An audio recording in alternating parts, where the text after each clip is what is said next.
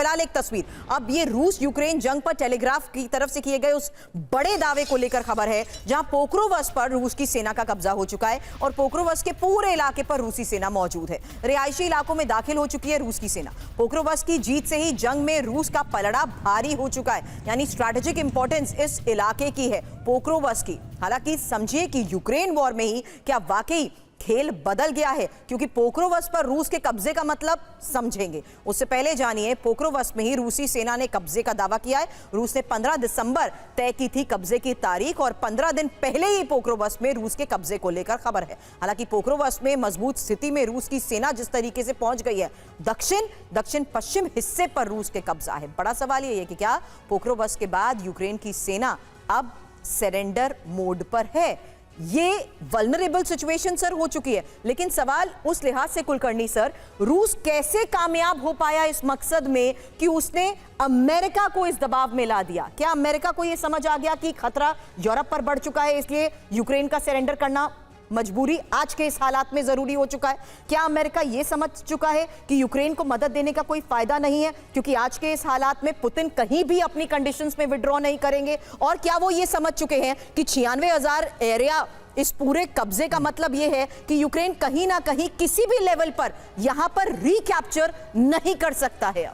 बिल्कुल सुरभि, अगर आप देखें 2001 से जब बाइडेन और उनका लड़का हंटर यूक्रेन में थे और जब बाइडेन 2008 से लगातार वाइस प्रेसिडेंट बने तो 2017 तक उनको सब कुछ मालूम था। उसके बाद ट्रंप आए, ट्रंप समझ गए थे कि जो अपना पुतिन है 2014 से लड़ाई लड़ रहे हैं, जिस वक्त क्रीमिया उन्होंने ले लिया, लुहांस्क ले लिया, डोनेट्स ले लिया, तो ये दो इलाके लेने के बाद और फिर जब 2022 में लड़ाई शुरू हुई उसके बाद लगातार इस एरिया को वो इसके साथ साथ उन्होंने ज़ापोरिजिया भी ले लिया, खेरसों भी ले लिया, ओडेसा भी ले लिया, उधर खार्किव भी ले लिया। तो आप समझ सकते हैं, जैसे आप कह रहे हैं 96,000 स्क्वायर किलोमीटर का एरिया यूक्रेन गंवा बैठा। इस दौरान यूक्रेन की आधी जो पॉपुलेशन है वो माइग्रेट कर गई, उसके बाद आदमी नहीं है लड़ने के लिए, वॉर फटीग आ गई है, कहाँ यूक्रेन लड़ेगा? और यूरोपियन यूनियन में इतना दम नहीं है कि वो यूक्रेन को सपोर्ट कर सके। अमेरिका का खुद का फाइनेंशियल पोजीशन इतना खराब है कि वो वेनेजुएला के तेल के ऊपर उसकी निगाह रखी हुई है।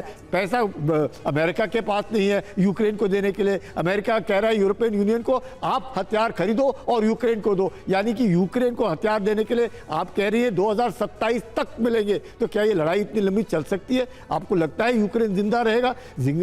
मतलब ज़ेलेंस्की ऐसा रह गया धोबी का कुत्ता, ना घर का ना घाट का। दूसरे के बलबूते पे लड़ाई नहीं लड़ी जाती, लड़ाई लड़ी जाती है खुद के बलबूते पे, जो रूस ने दिखा दिया कि रूस को कोई भी यूरोप में कोई भी देश हरा नहीं सकता, अमेरिका उसके ऊपर दबाव डाल नहीं सकता है। अगर रूस को अलग थलग करने की कोशिश की वो हो नहीं सकती, और रूस का अस्तित्व और ऊंचा हो गया है, उसका जीडीपी और बढ़ गया है, और जिस प्रकार से उसको रेड कारपेट का वेलकम हिंदुस्तान में मिला है उसके बाद तो रूस का पलड़ा बहुत बहुत भारी है। अमेरिका वाकई चिंतित है कि हालत, मतलब कुछ तो एक मैं कहूँगा ऐसा एग्जिट मिलना चाहिए जिससे यूक्रेन की इज्जत भी बची रहे और रूस की जो इज्जत है वो तो बरकरार रहेगी, लेकिन यूक्रेन की इज्जत कैसी बचाई जाए, अब वो यूएस को खतरा हो रहा है। लेकिन इस बीच एक खबर है, और ये चेर्नोबिल प्लांट से रेडिएशन का खतरा कैसे बढ़ रहा है उसको लेकर खबर। रूस के कई ड्रोन से चेर्नोबिल प्लांट को नुकसान को लेकर दावा किया जा रहा है। इसी हमले से चेर्नोबिल प्लांट में सेफ्टी शील्ड तबाह हो गई है।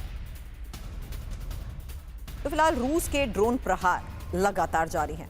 एक और बड़ी खबर है, चेर्नोबिल में टूट चुकी है रक्षा दीवार, और ये इसलिए क्योंकि समझिए कि किस तरीके से अब इसी हमले से चेर्नोबिल प्लांट में सेफ्टी शील्ड तबाह होने का दावा किया जा रहा है। और आपको बता दें, इसी के तबाही के बाद, इसी हमले के बाद प्लांट से रेडिएशन का खतरा भी बढ़ता जा रहा है। अब बड़ी खबर पर डिटेल आपके सामने, जहां पहली बड़ी बात है कि चेर्नोबिल का प्रोटेक्टिव शील्ड गंभीर रूप से क्षतिग्रस्त हो गया। दूसरी बड़ी बात कि IAEA ने भी कह दिया है कि प्लांट में मुख्य सेफ्टी फंक्शन बंद हो चुके हैं। प्लांट अब रेडिएशन रोकने की क्षमता खो चुका है। प्लांट को अस्थायी मरम्मत से बहुत ज्यादा फायदा नहीं, और चेर्नोबिल प्लांट से ही रेडिएशन का खतरा भी अब बढ़ता जा रहा है। लेकिन इस बीच अगली बड़ी खबर पर जाऊं उससे पहले प्रोफेसर अमिताभ जरा ये समझाइए, क्योंकि चेर्नोबिल प्लांट को लेकर ही लगातार आ रही इन खबरों के बीच ये साफ है कि हाई वैल्यू टारगेट्स की जहां तक हम बात करते हैं उसमें रूस के इन हाई वैल्यू टारगेट्स पर हिट करने की वजह से रेडिएशन के खतरे को देखते हुए आज ये खबर बहुत ज्यादा इंपॉर्टेंट है।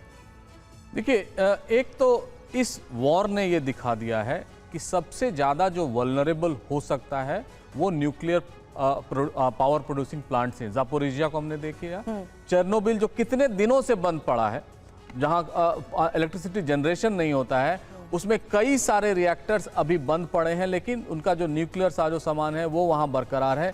उस पर भी अटैक बढ़ते जा रहे हैं और IAEA ने पहले भी ये बड़ा स्टर्न स्टेप लिया था और ये बताया भी था कि ऐसे इवेंट्स नहीं होने चाहिए। और यहाँ तक बात आ गई थी उस समय कि ये इनको इम्यून कर दिया जाए, जो भी न्यूक्लियर प्लांट पावर प्लांट्स हैं उनको इम्यून कर दिया जाए, इंटरनेशनल सैंक्शंस लगाएंगे अगर ऐसा होता है।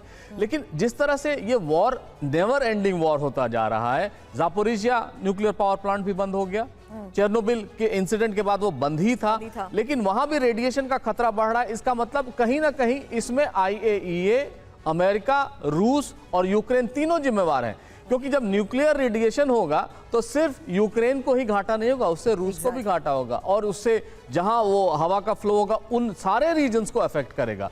तो जिस तरह से रेडिएशन का थ्रेट है वो लॉन्ग टर्म उसका इंपैक्ट होता है। ये वॉर की तरह नहीं है कि आया और गया, जितने लोग हताहत हुए, ये लॉन्ग टर्म इंपैक्ट होता है। IAEA इसका संज्ञान ले रहा है। मुझे पता है जो उनके IAEA चीफ हैं वो वहां जाने वाले भी हैं इस चीज को देखने के लिए, लेकिन जो स्थितियां बन रही हैं उनको देख के यही लग रहा है कि आने वाले दिन में अगर ये युद्ध समाप्त भी हो जाता है, न्यूक्लियर रेडिएशन को खासकर जब यूक्रेन जैसे बड़े देश के लिए इस समय ये सबसे बड़ा खतरा होगा कि किस तरह न्यूक्लियर रेडिएशन से पूरे उनके देश को या अन्य पड़ोसी राज्यों को बचाया जाए। बिल्कुल, हालांकि आने वाली स्थिति को देखते हुए अगली बड़ी खबर का भी मैं रुख करूं, उससे पहले आप दोनों का शुक्रिया अदा करना चाहूंगी, क्योंकि लगातार आ रही इन तस्वीरों के बीच दी जा रही चेतावनी और संकेत आज के इस हालात में आने वाले वक्त में कैसे हावी हो सकते हैं, यही हमने एक्सपर्ट से समझने की कोशिश की। फिलहाल एक और बड़ी खबर है जर्मनी के एयरपोर्ट में संदिग्ध ड्रोन से मचे हड़कंप को लेकर, जहां आपको बता दें बर्लिन में ही संदिग्ध ड्रोन दिखने के बाद अलर्ट है और एयरपोर्ट की सुरक्षा भी जर्मनी बढ़ा रहा है। एयरपोर्ट्स पर एंटी ड्रोन सिस्टम की तैनाती को लेकर खबर, जर्मन एयरपोर्ट पर ड्रोन यूनिट एक्टिव है। अब जर्मनी में हमले का अलर्ट समझिए, जहां जर्मनी में ही जर्मनी के एयरपोर्ट्स में संदिग्ध ड्रोन दिखा है और बर्लिन के एयरपोर्ट के पास संदिग्ध ड्रोन दिखने की खबर सामने आई है। जर्मन एयरपोर्ट में ही एंटी ड्रोन सिस्टम की तैनाती को लेकर खबर है। कई एयरपोर्ट्स में एयर डिफेंस सिस्टम को भी एक्टिव किया गया है, लेकिन इस बीच जर्मनी में हमले के अलर्ट को उस लिहाज से भी समझिए जहां सबसे बड़ी खबर है कि अक्टूबर से अब तक 190 संदिग्ध ड्रोन दिखे हैं और बढ़ते खतरों को ही देखते हुए नई ड्रोन यूनिट्स को तैयार किया गया है।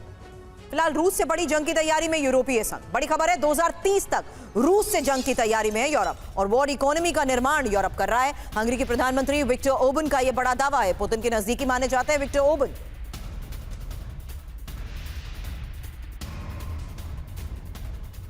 तो फिलहाल ये एक और बड़ी खबर है जहां देखिए आज के इस हालात में किस तरीके से जंग की तैयारियों को लेकर बड़े दावे हो रहे हैं। फिलहाल रूस से बड़ी जंग की तैयारी में यूरोपीय संघ है।